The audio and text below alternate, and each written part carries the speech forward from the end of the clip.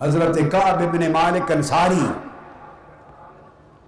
غزوہ تبوک کے لیے آقا نے اعلان فرمایا چلو. انہوں نے تیاری کر لی، سامان خرید لیا، جہاد کی تیار ہوئے، مگر بعد میں گھر اپنے کھیت دیکھے، فصلیں دیکھی، زمیندارہ دیکھا، پھل پک رہے تھے، بیچنے کا وقت تھا، مارکیٹ بھیجنے کا وقت تھا، درخت اور پھل دیکھے، گھر بار کی ضروریات، کاروبار کی ضروریات دیکھی، تو جہاد کا خریدا ہوا سامان دھرا رہ گیا اور دنیا غالب آ گئی، جہاد پر نہ گئے. پلٹ کر جب جہاد سے آقا علیہ السلام آئے تو آپ کو خبر تھی کہ 3 نہیں گئے تھے صحابہ، ان میں سے ان کا واقعہ سنا رہا ہوں، ان میں کعب ابن مالک بھی ہیں.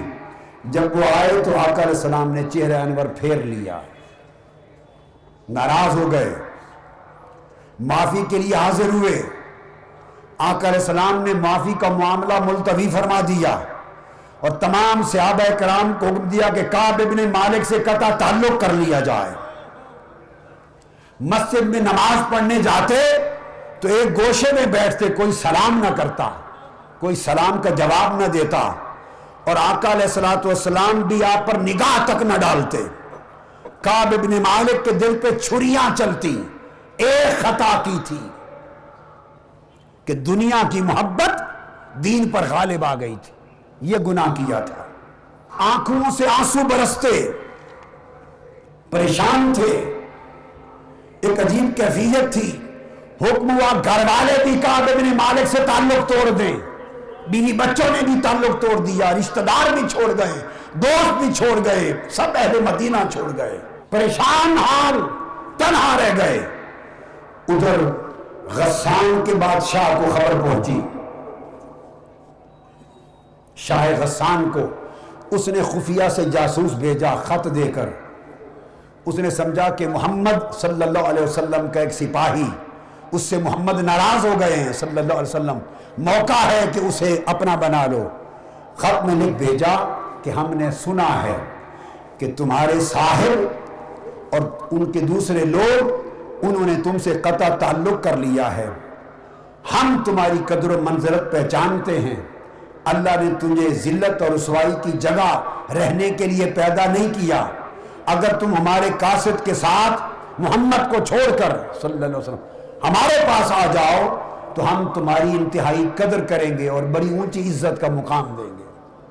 شاہ غسان نے یہ خط بھیجا. یہ پوری بات صحیح مسلم میں آتی ہے، کتاب التوبہ میں، صحیح مسلم کی کتاب التوبہ میں یہ حدیث آئی ہے.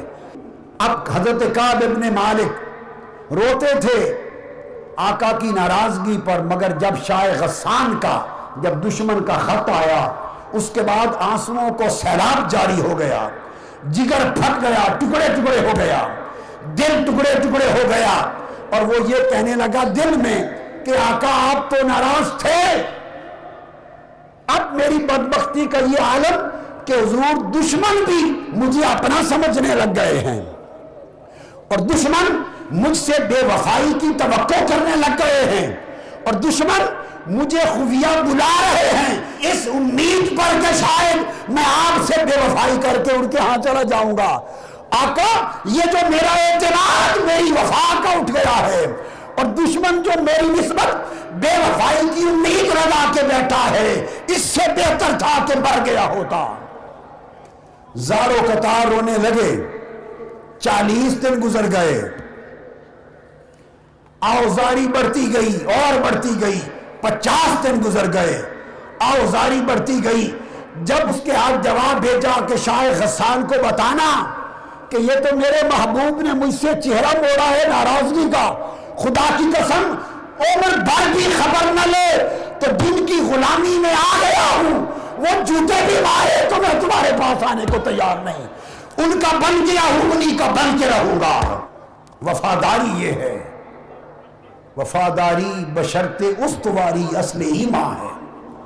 50 دن جب اس کی محبت کا امتحان لے لیا تو 50ویں دن رب کائنات نے سورہ توبہ کی آیتیں اتار دی اور سورہ توبہ کی آیتیں کعب ابن مالک کی اس عظیم توبہ پہ اتری. آیت نمبر 117 اور 118 اتری، اور پھر اللہ رب العزت نے فرمایا کہ اللہ نے توبہ قبول کر لی، فرمایا وَعَلَى الثَّلَاثَةِ الَّذِينَ خُلِّفُوا، ان تینوں کی بھی توبہ قبول کر لی، دو کی بات میں نے نہیں سنائی جو پیچھے رہ گئے تھے، نام لے کے کہا۔ اب کعب ابن مالک کا ذکر قرآن میں آ گیا۔ تو دوستو غلطیاں ہو جاتی ہیں، خطائیں بندے سے ہو جاتی ہیں، خطا کا ہو جانا کوئی عجیب بات نہیں ہے، اصل خطا ہو جانے کے بعد وفا پر رہنا، استقامت پر رہنا، رب کی طرف اور تاجدار کائنات کی طرف اپنا رجوع رکھنا، اس کی قدر و قیمت اللہ کے حضور زیادہ ہے۔